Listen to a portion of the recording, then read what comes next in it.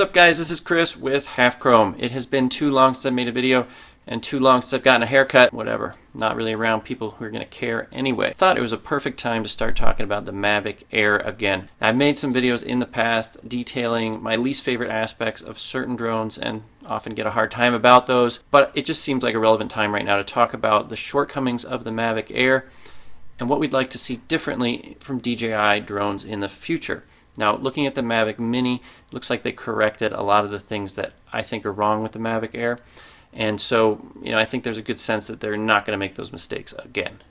But let's go through it. These are my top 5 or 6 least favorite things about the Mavic Air.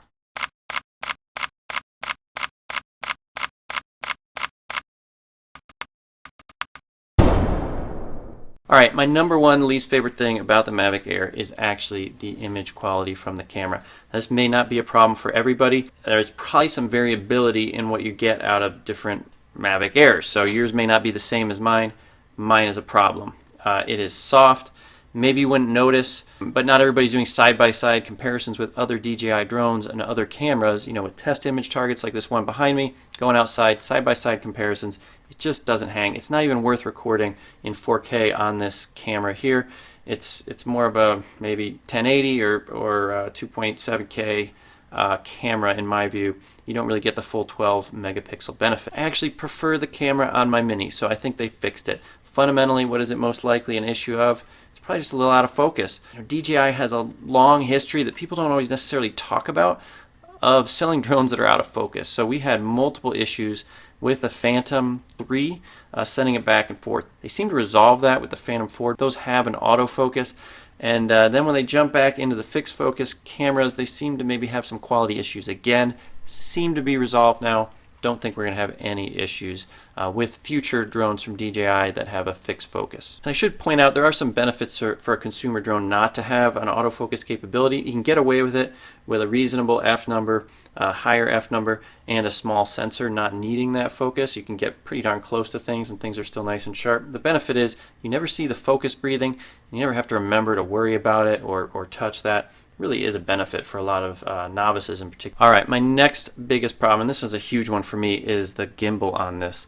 So it just doesn't have the range of travel. Looking up is really the worst. It's got this little kind of hood thing sticking up over it, but really the roll as well, and it's hard to pick it out of the specs why it would be an issue. It has 5 degrees less roll angle than the Mini, and I think 10 degrees, 5 or 10 degrees less. Well, actually, they don't specify what the Mavic 2 is, but it's a ton. The upward looking angle, very, very small. So looking up, it's only 22 degrees, which means as soon as you start flying fast, particularly in sport mode, the thing just gives up and starts angling down a little bit on you. So you'll see a lot of jitteriness. You'll see that with roll as well. Maybe not so much in normal flight out of sport mode, but with automated flight modes. I've done orbits. I said, oh, it all looks great. Go home, and then only find out later that there's a gimbal twitch. It gives up maybe in a windy situation. It gives up trying to compensate, and there's just some issues with the flight controller and the gimbal angle limits on this thing, and you could think you've got a good shot and only find out later. Up angle, by the way, for this 22.5 degrees, 35 on the Mini, so they fixed it, right? It's actually 45 on the Mavic 2, so professional drone, but where does it need to be? It needs to be around 35 to not really just be annoying, and the roll angle needs to be increased as well. I don't think they're going to make that mistake again. They kind of went back, this is a different design. They went back with the Mini and they said, well, let's just make a Mavic 2 and just shrink it. And everything worked out a lot better, in my opinion, in some aspects of that drone. Let's talk about flight time and weight. So this thing is really heavy. This thing obviously really light at under 250 grams. Now, why is the Mavic Air so dang heavy? I mean, it's not the battery. This thing isn't as big as it needs to be. And the drone is just kind of beefy, kind of solid. They didn't really make it light enough, and a few things suffer because of that. Some of the maneuverability suffers, and definitely the flight time. So 21 minutes, you see the 30 or the 31 minutes on the Mavic 2 and the Mavic Mini. So, they got that wrong. I think we're not going to see that again from a drone from DJI. I think 30 minutes is going to be the standard. There's really no need for it to be less. If you do your work, make it as light as you can. Get a nice beefy battery in there. Going back to it being heavy and difficult to maneuver. So you look at these tiny little motors. We measured the thrust to weight ratio of this. So we put this on a test stand, measure how much force it produces, and it's not horrible, but it gets a thrust to weight ratio that's well below the kind of DJI standard, and it gets you your maneuverability. And what that all comes down to at the end of the day is you just need a ton of runway to slow this thing down. I mean, we've almost crashed this so many times. It's just a dog.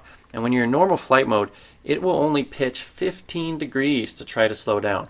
I mean, that is just so much less than the other DJI drones. So your Mavic Mini will pitch around 20 degrees just to stop and speed up. Your Mavic 2, 35 degrees. So that 15 degrees just isn't enough to stop this thing, and so it'll float on you forever. Bit of a risk flying this thing sometimes. We're kind of lucky we haven't crashed it. Accidentally floated it into a tree once, but in terms of a high-speed crash, been so close so many times. So that really comes down to this drone being underpowered for how heavy it is. Again, they fixed that. The Mavic Mini is much more comfortable to fly. Obviously, the Mavic 2 is great to fly. Fifth up is transmission. We'd love to see improvements there always from DJI. Wondering, are we going to get Wi-Fi in the future? I think it probably is there to stay in their consumer lineup. Hopefully, we can do a little bit better. If you're going to use this as a professional tool or entry-level professional tool, it is a bit of a hassle sometimes with that interference, and we can always hope for more. It isn't great with this. It is going to be a limiting factor for many people who want to get in to some amateur or professional work. And of course, we hope they make the improvements there on its replacement. All right, last but not least is the price. So the price of this thing has just never really made sense to me, how they've been able to justify a $1,000-ish price tag for so long. I looked today, again, $919. It's kind of a strange number. But it's not available. It's not in stock anymore. What could that mean? Well, we've seen some rumors, obviously. But $900. I mean, you can get an Autel Evo, which is a much more powerful, capable drone than this, for about the same price. You're in that range. I mean, you're just kind of out of that consumer market where it really makes sense. I mean, I remember back in the day, you could get a Phantom 3 Pro, Phantom 3 Advance. I mean, just a few $100, $500, $600. I mean, why does this thing come in at $900? Doesn't make sense. It will make sense if they fix a lot of these issues potentially, but this price just hasn't been there. I mean, save your money. Get the Mavic Mini right now if you're looking for an entry-level consumer drone. I expect their next drone to come in, if they're looking at a high-end consumer drone, come in around the price where this is now. I mean, I hope this thing just kind of goes away once we see its replacement someday. All right, guys, so that is it. That's all my issues with the Mavic Air. It was an amazing little drone when it came out. I remember being amazed I could fit it in my pocket.